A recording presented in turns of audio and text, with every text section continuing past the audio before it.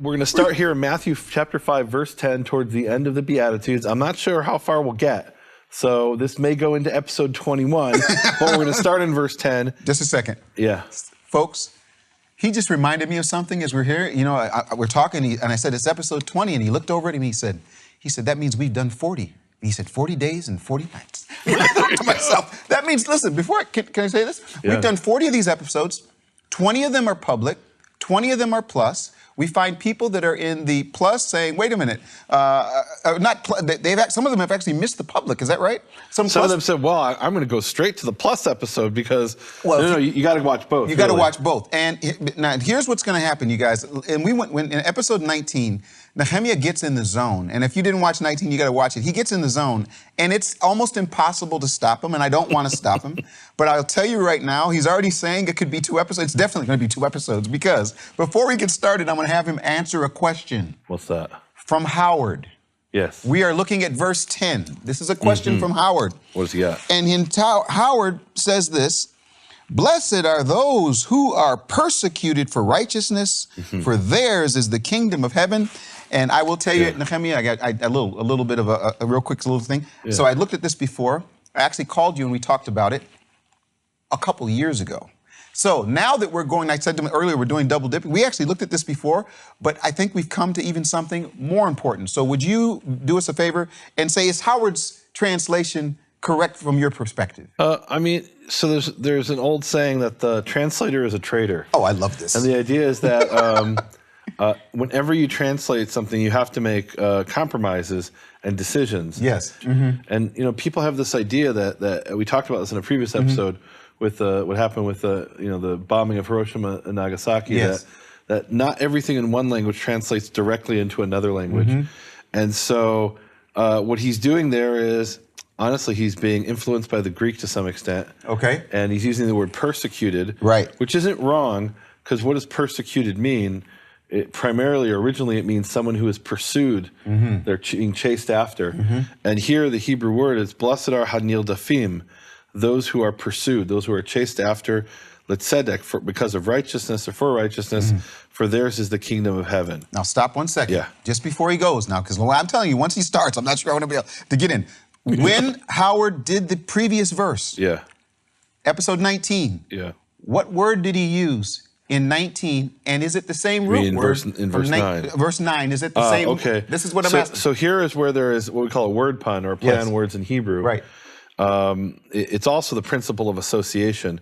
When you have one word and then you have another statement with another word, you string those sentences together, even if they're not necessarily related. Right. So in verse 9 we had, blessed are those who chase after peace, for they will be called the sons of God. In verse 10, blessed are those who are chased after for righteousness, for theirs is the kingdom of heaven. So the word is rodfei in verse 9, hanildafim in verse 10. It's from the same root, radaf, to chase after. And the idea is that you, when you're hearing this, you can remember it better, because you're like, okay, this word has another word related to it.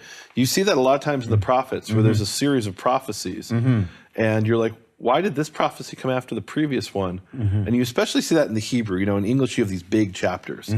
In Hebrew, you look at the Hebrew text, and especially in the manuscripts, and you'll see a space. Like, a chapter in Isaiah might be 4 different prophecies or 5 different prophecies, that sometimes they're related, sometimes they're not. Sometimes the only thing that is related between them is a common word. One prophecy ends with a certain word, the next one also has that same word at the beginning. And so they're being strung together by this principle of association. And that seems to be what's going on, right? He's giving this sermon to these people. It's oral. They don't have a pen and paper to write it down. They've got to memorize it. They've got to remember it. So he uses this word that's in common, rodfei shalom, those who pursue peace, hanildafim, letzedek, those who are pursued, that is persecuted because of righteousness. So that's why I wanted to bring this up, to get us started. The reason is, Nehemiah, and I said double dip, because when I was looking at this some years ago, when I was looking at Howard's Hebrew, it jumped off the page. When I looked at Howard's translation, there was a disconnect. So you lose the connection between 9 and 10 in English as well. And that's the word I'm trying to get to, folks, is the word is to pursue peace, to be pursued because of. To me, when I'm looking at the left side of Howard's book, boom, on the right side it isn't. And this is what the Yeah. beauty is of having us do this with these manuscripts also. So the question is there anything that you see different in terms of the manuscripts regarding 9 and 10? So here we have, well, I mean, let's talk about, what do you mean? I mean, 9, sorry. we talked about 10. Yeah, 10. So in 10, we have 20 manuscripts. Yeah. And all of these manuscripts are virtually identical. There is one interesting thing in the Breslau manuscript, which I love the Breslau manuscript. tell us the story of the Breslau manuscript. No, you got to tell it. I'm just telling you. I mean, this has You've been one of preached these. on it. I know This you is have. one of these things, folks. But I have to be honest, Nehemiah. We're here live. I mean, live meaning we're being taped right now. I realized something this morning. I have forgotten more things than most people have ever even experienced regarding Okay, this. But here's so- what I love about you. yeah. And I want to say this right here. What I love about you is every time we bring up something, you can't only tell the story, you can tell the specifics of the story. Then my brain goes, oh yeah, I remember. All right, so I'll remind you of the story. Yeah. Is that during the Holocaust, Yeah. Hitler wanted to create a museum, the Museum of the Extinct Race. He wanted to wipe out the Jews, make the Jews extinct, and he wanted future generations of Germans to see, just like you have the museum of the dinosaurs that are now extinct, and you appreciate, maybe you don't want to be around a Tyrannosaurus Rex because it'll eat you, but you get to understand and what it was like to have dinosaurs to some extent. And same thing with Jews. Well, the Germans hated the Jews. They didn't want to be around them, especially, I mean, the Nazis. And so Hitler wanted to wipe out the Jews, make them extinct, and show future generations, this is the evil race that we made extinct, right, from his perspective. And so to this day, the largest collection of Hebrew or of Jewish artifacts in the world is at the Jewish Museum of Prague. And part of that was collecting manuscripts on Kristallnacht in 1938.